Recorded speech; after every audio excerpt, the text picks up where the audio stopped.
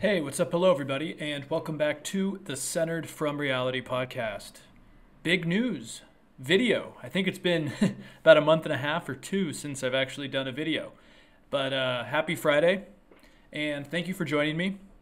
I'm going to try to keep this episode short because I usually don't do Friday episodes, but honestly, I've just been all week kind of weighing comments on the Joe Rogan, Neil Young, Spotify chaos. And I wasn't going to say anything yet, but it keeps bothering me, and I just have a lot I want to put out there. So this is kind of a stream of thoughts, but also just kind of my analysis of what's happening right now. And I decided it's time. I also wanted to spend a few minutes while we're talking about Joe Rogan to also talk about Whoopi Goldberg's just kind of ridiculous, distasteful statements on the Holocaust. And then I might wrap it up with a little laugh about where our buddy Rudy Giuliani is right now. So I would start by saying it's honestly a tale of two thoughts inside my head right now. I have probably listened to more than 80% of Joe Rogan's catalog. I really enjoy his hunting episodes. I don't hunt. I would like to get into it at some point when I'm out of school and job's a little more stable. But I've enjoyed his hunting episodes. They're fascinating. His conversations with Navy SEALs are always inspiring or fascinating, even if I don't agree with everything they say. But that's normal, right? His curiosity, in my opinion, to bring on historians, even if they're pseudo-historians, philosophers, politicians, scientists, musicians. I mean, Chris Stapleton. You know, it's really expanded my curiosity. I've never heard Quentin Tarantino talk for that long with one person. And that was really interesting to hear because you don't see mainstream news outlets bringing on Tarantino to talk for 2 hours on something. You know, Andrew Yang really got a boost after going on Joe Rogan. That was where I really started hearing about ideas of universal basic income. Bernie Sanders was on there, and even though there was backlash on Joe, he was not interrupted, and he actually had an hour plus to talk about his ideas and really articulate how he feels. And I thought that was also really good, you know. I got back into running from listening to some of the people like Rich Roll or Cameron Haynes on the podcast. Basically, I'm saying in a very long diatribe here that Joe Rogan has a really cool idea going on with his podcast. You know, it's in a time where people just don't trust the news media and where news in general has gone more clickbait, shorter stories, less conversation, and more just kind of talking over one another. And there's less substance. There really is. And I'm not saying all the news is bad. Like, I watched the PBS NewsHour. I think it's great. I think the BBC does some great work. CNN at times can. Fox can sometimes have interesting conversations. But it's gone downhill. And I think we have to ask ourselves as a society, why are people so drawn to long-form conversations when we have so much short information, so accessible? And it's shocking because so many people listen to Joe Rogan, right? I mean, from what I've seen, he's the biggest podcast in the world, or at least one of the biggest. And even with all this accessible information, people are choosing long-form, almost radio-style conversations. And I think that really tells us a lot about where we're at right now. And Joe's been a huge success. But what I want to get into is he has some serious issues. And it took me a while to kind of get on board with that. Probably about a year ago during all the COVID lockdowns and stuff, I really started noticing a trend with him. He's a great listener. He is a great listener, no doubt about it. But he's not always a great interviewer. He seems to mainly interview guests based on how he aligns with his views. Not always, but there's a trend there.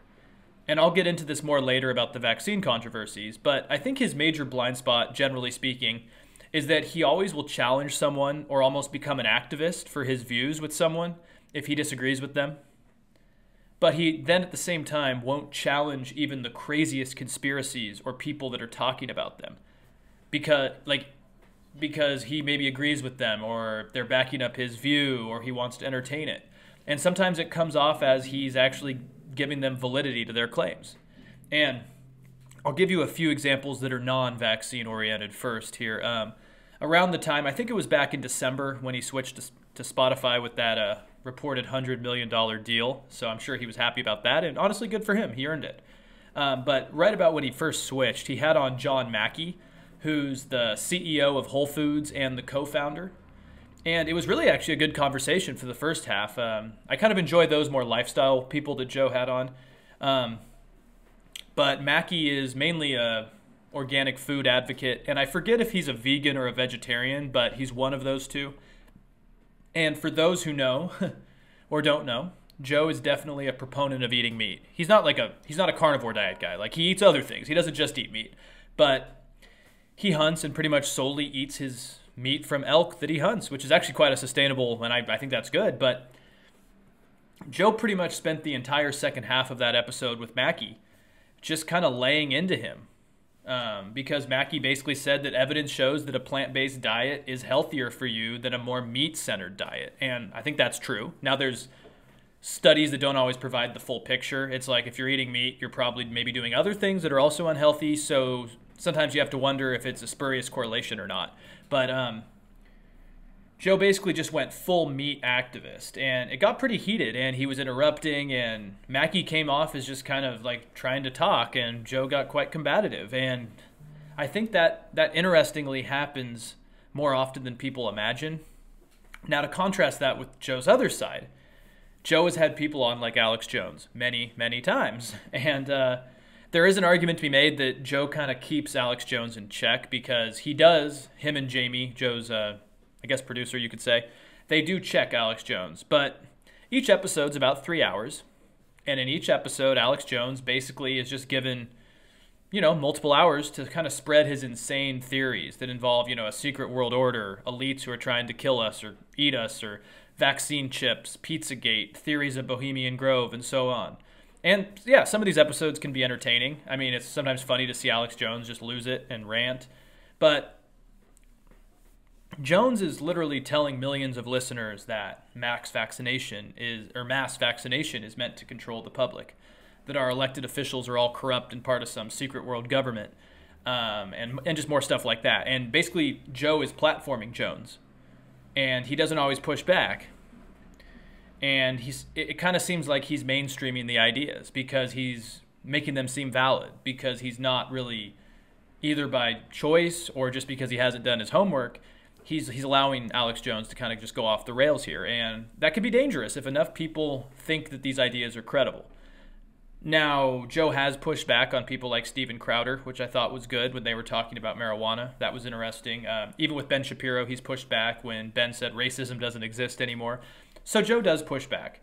And I think a lot of people think he's some alt-right figure, especially the people that have not listened to him. He's not. He's curious, but he has his blind spots. But he's really soft on controversial guests, and I think that's a big issue with him. There was a recent episode with Jordan Peterson, who, in my opinion, is in his final form and just completely lost his mind. That's the best way I would put it. He basically gaslighted all of us listening about climate change. He said something along the lines of, what is climate? Like, climate change can't exist because we don't even know what climate is. Climate is always changing. And it was just kind of this word salad where he was applying his psychology skills to basically try to explain these concepts that are kind of outside of psychology. And he later went on a tangent about black and white not existing in race, and Joe just kind of nodded his head and went along, and it kind of came off as racist and delusional.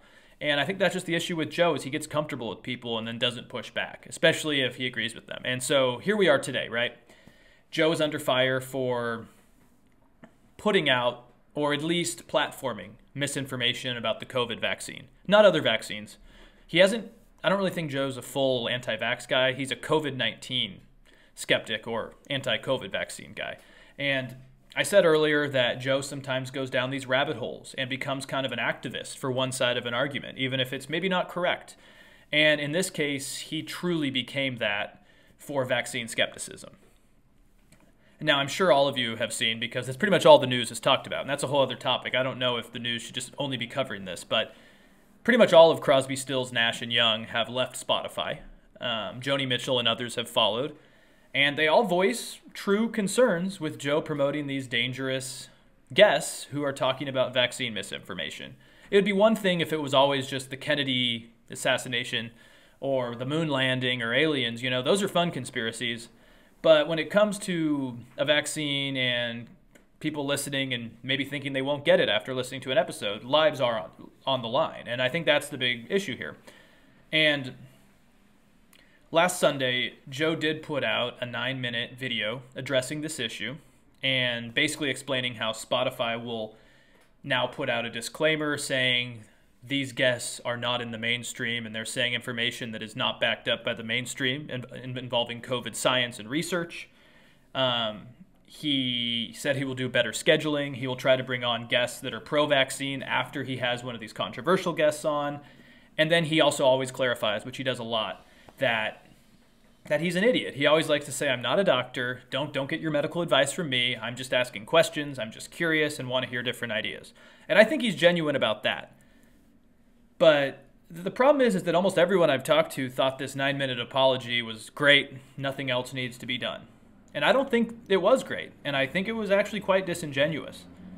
I think it's really easy to put out a short video that really doesn't apologize for anything, but it more just is you defending why you did it, but also taking some responsibility. So it was kind of an apology, but it was more of just kind of a defense. And, you know, Joe says he's just a comedian and an MMA commentator who likes to learn. But with these vaccines, I don't think he's an idiot who just wants to listen. And I'll go into it in a minute, but I think he's done a lot of research. And he actually considers himself quite educated on the dangers of this COVID vaccine. And so I think like a lot of people, and probably myself included, even if you try to be as objective as you can, you fall for your own biases. And when you fall for your own biases, you like to talk to people that build up your biases. And I think he's developed and he's read a lot about the negative effects of vaccination in younger men. And he believes that now. So he wants people on to back up those views. Now, the reason why I say that I think Joe Rogan is not just listening or uninformed and just trying to hear what people think about the vaccine is because, probably, I think it was around Thanksgiving, he bragged to Jocko on a recent podcast, Jocko Willink, about how he has a folder on his phone with hundreds and hundreds of files on the vaccines. He calls it cooties or something like that. But he clearly has processed a lot of information on the vaccine. He's not just going in and saying, all right, I'm an open canvas, let me learn. And he's also posted many articles about small studies on ivermectin, even the day after, or maybe it was even the same day of that 9-minute apology video. That same day, he posted a kind of flawed study out of Japan talking about how ivermectin worked. So it was basically like he apologized and then still put out information right after. And so he clearly has some form of an agenda, and that's why I found his apology kind of disingenuous. He isn't really a curious guy who wants to hear from both sides on the vaccine, and I'll explain why here. So there are 2 episodes, one with Dr. McCullough, and one with Dr. Malone. Let's start with Dr. McCullough. He's a cardiologist and the most published cardiologist in his field, which is true. But Joe always talks about that. He's like, oh, Dr. McCullough is the most published cardiologist in U.S. history or something along those lines.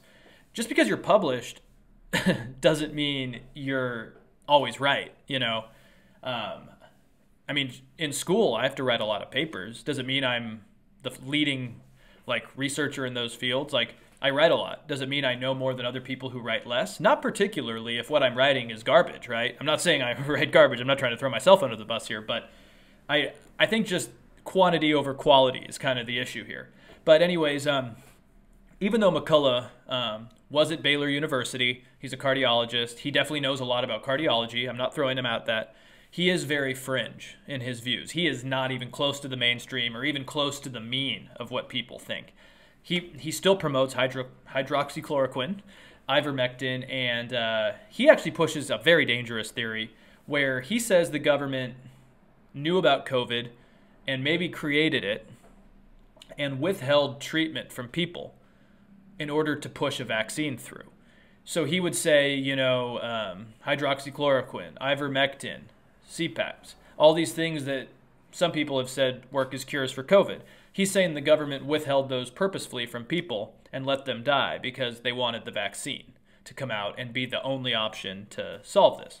And it gets kind of shady here because he's saying the government is killing people and only offering one answer, which is the vaccine.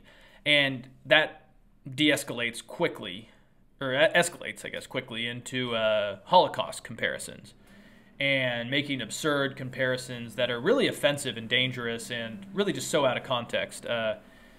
And, Joe had him on, and I listened to the whole thing. And Joe basically just nodded his head along, didn't really disagree with him or push back. At times, Joe even kind of fed it when they were talking about or withholding these treatments unless it was the vaccine. Joe would even bring up the idea of the vaccine being the only option, and he's like, wow, people really were dying from this. Like, it's going to be a huge tragedy, blah, blah, blah. And he just kind of goes along and feeds it. And so that isn't interviewing. That is not interviewing when you just let this person talk without challenging them or maybe asking difficult questions or at least using the Socratic method in some sense. That's just bringing on someone to back up your own opinions. And Dr. Malone was pretty much the same. He's involved with creating the platform for mRNA technology in vaccines, as far as I'm concerned. He was first touted as the guy who created mRNA technology, which is not true. He's recently been on Fox News since Joe Rogan. Laura Ingram's had him on a lot. He was at that anti-vax rally where JFK Jr. was at. He's become just a big poster child of the anti-vax movement with COVID. And he's the guy that I talked about a month ago about mass formation psychosis, in which he argues that people are isolated, economic times are bad, and people are basically brainwashed to mask up, fear each other, fear the vaccine, fear COVID, blah, blah, blah, blah, blah. And this kind of also leads to another strange Holocaust comparison. And Joe, again, when he has Malone on, agrees, nods his head, says that he's a leader in his field and should be the guy talking about these type of issues. But it's, again, neglecting the fact that this is a fringe guy who no one would have known about unless Joe brought him on the podcast. And so Rogan had Sanjay Gupta on the podcast back in October, I think it was. And Rogan always uses this as an example of bringing on a more mainstream doctor, which Sanjay Gupta definitely is a mainstream doctor. He's CNN's chief medical guy. So he's obviously a mainstream guy. But the problem is that Joe did not interview Sanjay either. He pretty much, I think, brought on Sanjay to be the activist. Joe was very combative, much like that Mackey interview about vegetarian or veganism. And Joe was very combative, and he was basically there, it looks like, to school Sanjay and really have an argument and prove that he was right about the vaccine not being necessary. It got into natural immunity, and Joe still believes natural immunity lasts forever. I have read numerous studies where that is not the case, but it turned into just a big argument, and it seemed like Joe wanted to just dismantle Gupta's point. And this is the issue, is that Joe has a stance, and he wasn't just asking questions. And as Sam Harris has said, people like Rogan or Brett Weinstein are kind of allowing these fringe doctors to just set a series of wildfires of conspiracies about vaccines or whatever it may be. And as you starting these fires, it's harder to put one out because the other one just grows and grows. And so you're creating all these misinformed wildfires, basically. And I think the bigger, more meta issue, too, is that Rogan is kind of creating a false equivalency here between a Sanjay Gupta and someone like Dr. McCullough. He can say, see, I brought on X and Y. I brought on a mainstream doctor, and I brought on a guy who doesn't agree with the mainstream doctors. The problem is that Dr. McCullough is not even close to being on the same legitimacy, I guess, as Dr. Gupta, for example, because he's a fringe doctor who's been discredited by the industry. Can't speak, sorry, Fridays, and his views are just dangerous. And so Joe is literally platforming this guy. And if it wasn't for McCullough being on Joe's podcast, I'm not sure if he would also be on Fox News or spreading through the internet. Because now I see on Facebook, for example, a lot of my more anti-vax friends or family or whoever I see on there, they're all talking about McCullough's episode about withholding treatment and killing the unvaccinated, and it spread like wildfire. And Joe has some blame for that, I think.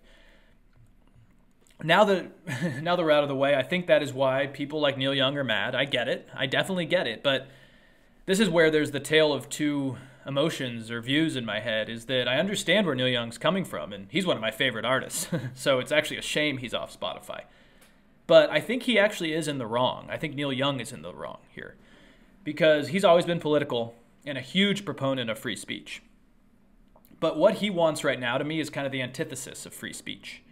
He is basically saying either you or me, but you can't have both of us. And now Spotify is a private platform. Neil Young's a capitalist making money off of his music, so he has the right to pull it. But by creating this dichotomy of options, it's very antithetical to what I would think someone like Neil Young would stand for all these years. And I find there's just, in general, kind of an irony in the United States right now.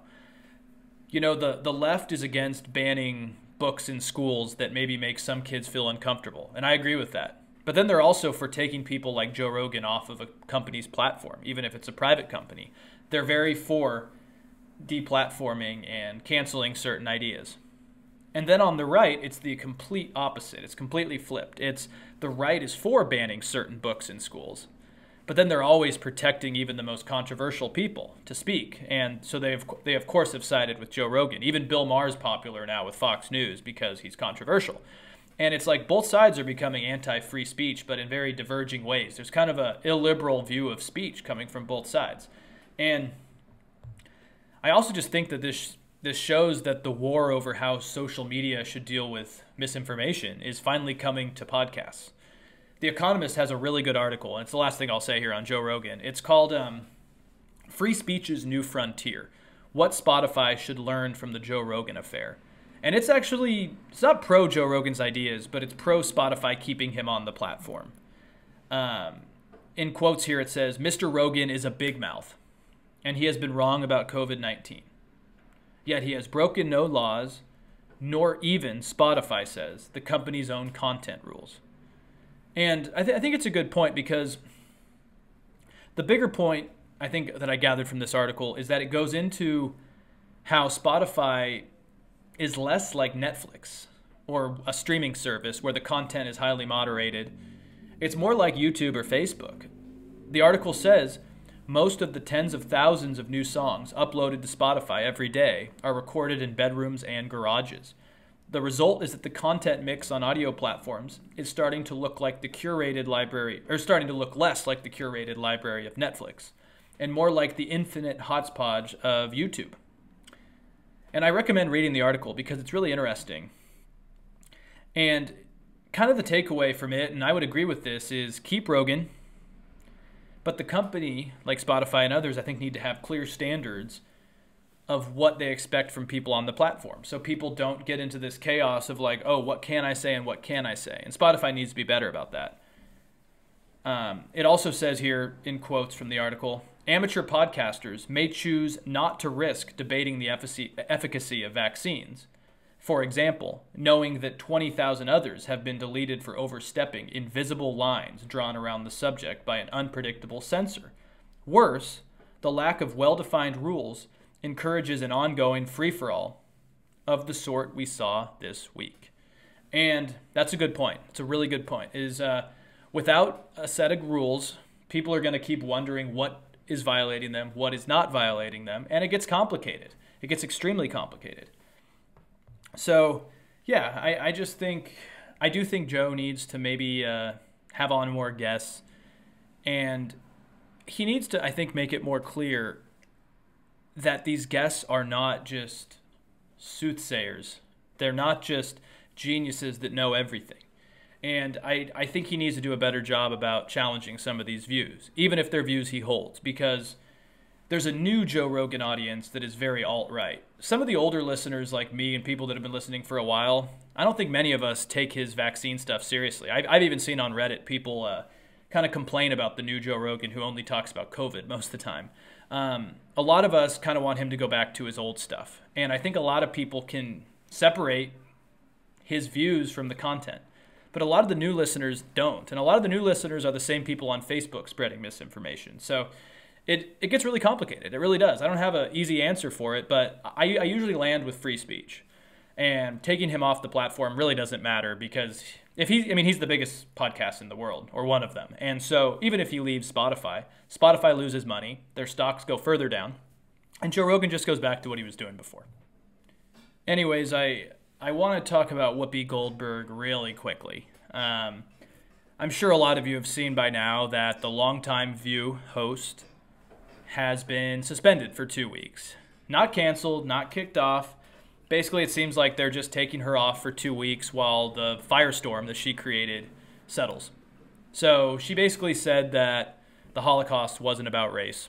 It was about white on white. It was about the downfalls of society and the evils of man. And I don't disagree with the evils of man part. But I think it's quite dangerous because saying that the Holocaust wasn't about race is basically saying that it was just white on white people. You deal with your own thing. It wasn't about race or ethnic divisions, which is dangerous because, weirdly enough, her saying that is actually backing up a lot of the alt-right anti-Semitic views, which basically say, oh, the Jews aren't their own thing. They're just, we don't need to worry about them. They don't have their own culture. And it's kind of just backing up this point because we have to remember that the Ashkenazi Jews really are considered a different ethnic group. Now, obviously, there's debates. There's a lot of debates to be had in the Jewish community about how those overlaps happen because you can be religious or you don't have to be religious. You can just be ethnically Jewish. It gets super complicated, but I think in the strange context of U.S. racial dynamics, we consider everything to be based on skin color.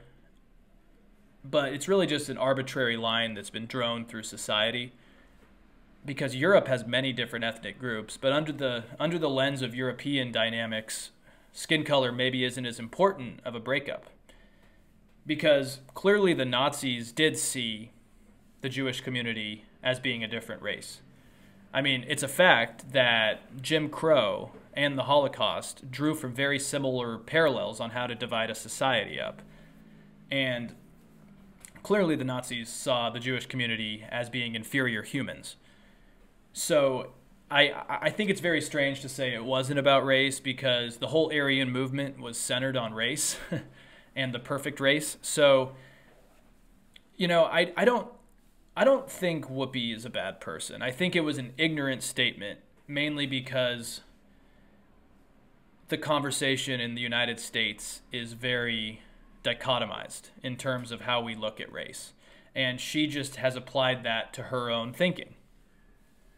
The Atlantic does have a really good article on this, and I just wanted to read a few parts of it because it kind of sums up what I've been saying. But it talks about how don't loathe Whoopi, but just understand what she said was ignorant. And the article basically says here in quotes, the Nazi Holocaust in Europe and slavery and Jim Crow in the United States are outgrowths of the same ideology. It's the belief that human beings can be delineated into two categories that share immutable biological traits, distinguishing them from one another and determining their potential and behavior. In Europe, with its history of anti-Semitism and violent religious divisions, the conception of Jews as a biological race with particular characteristics was used by the Nazis to justify the Holocaust. In the United States, the invention of race was used to justify the institution of slavery on the basis that black people were biologically suited to permanent servitude. It is not necessary for race to be real, for racism to be real. It is only necessary that people believe race to be real. And it's a really good article. I recommend checking it out in The Atlantic. It's about Whoopi Goldberg's views of race. And it's an interesting thing because the Anti-Defamation League used to have a broader term of race as well. But over the last decade, I want to say it is, they have delineated race in the United States as well to being about skin color. And that is a modern construct.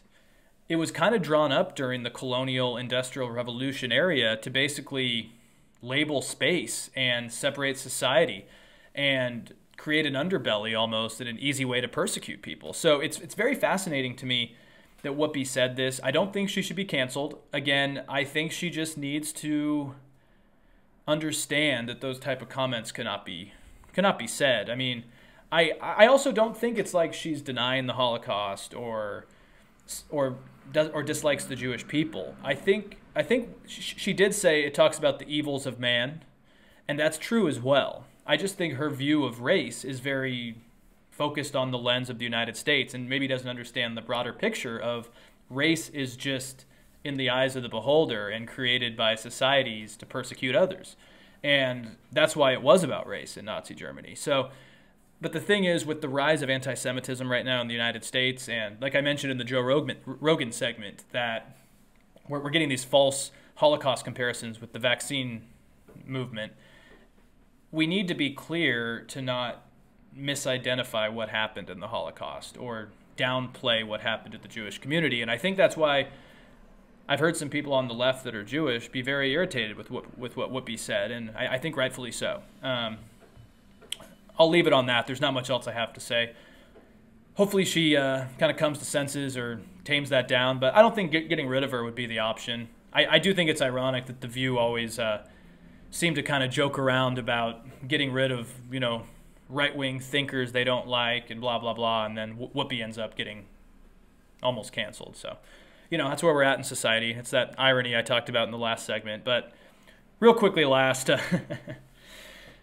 ended on a light note, Rudy Giuliani is back in the news in a very interesting way. So, headline from a couple days ago. Rudy Giuliani was unmasked as an exiting costumed contestant in last week's taping of the first season 7 episode of Fox's popular primetime series, The Masked Singer. Deadline hears that as soon as they saw Giuliani, judges Ken Jeong and Robin Thicke quickly left the stage in protest. Satire and parody is dead, folks. When I first saw this, I thought it was a joke. Like, I think I saw it on Twitter or something, or on YouTube, and I'm just like, what the hell? This has to be a joke. Who in their right mind would put Rudy Giuliani on a family Fox primetime series after he almost helped overturn democracy last year? And then I realized it was a true story. Rudy Giuliani went from sweating and farting and trying to overturn elections and helping incite a coup to now being one of the masked contestants on a very strange dance singing show. I just, like I said, parody is dead. I mean, it's kind of hilarious in a way. I can understand why the judges walked off. I think it's a little too soon. But God, times must be tough for Rudy. I know the Trump administration was apparently not paying him as Trump's lawyer. He went bankrupt. His legal fees are excessive. So, yeah, I mean, I guess this will work. I was never going to watch this show. I always thought it looked kind of ridiculous, but maybe now it's time to turn it on because just wow. Rudy is a guy that I would really love to just sit down and have a beer with that guy because he seemed to have broke during the Trump presidency, but then the election lawsuits were like his final form of this. He looks like Nosferatu at this point. He really does look like Nosferatu. But I don't know if I pity the guy. I don't know if I just think he's a joke. I don't know if he should go away. I hope to see this episode. I'd love to see the reaction of the judges. If he exited, it means that he was the first contestant to go, so he must not be a good singer or dancer. He's a good drinker, though, so, But anyways, yeah, I'm going to have to keep following that story. I would love to see pictures from it. But anyways, that's it for today. Of course, I went longer than expected, but I want to thank you guys for listening. Let me know. What was my take on Joe Rogan, good or bad? Should Whoopi be canceled, or was what she said okay? And what's the next stage in Rudy's life, or has he reached his final form? Thank you guys. You can find me on Apple Podcasts, iTunes, Spotify, YouTube, Podbean, Twitter, Facebook. Take care. Have a great weekend. We'll be back next week.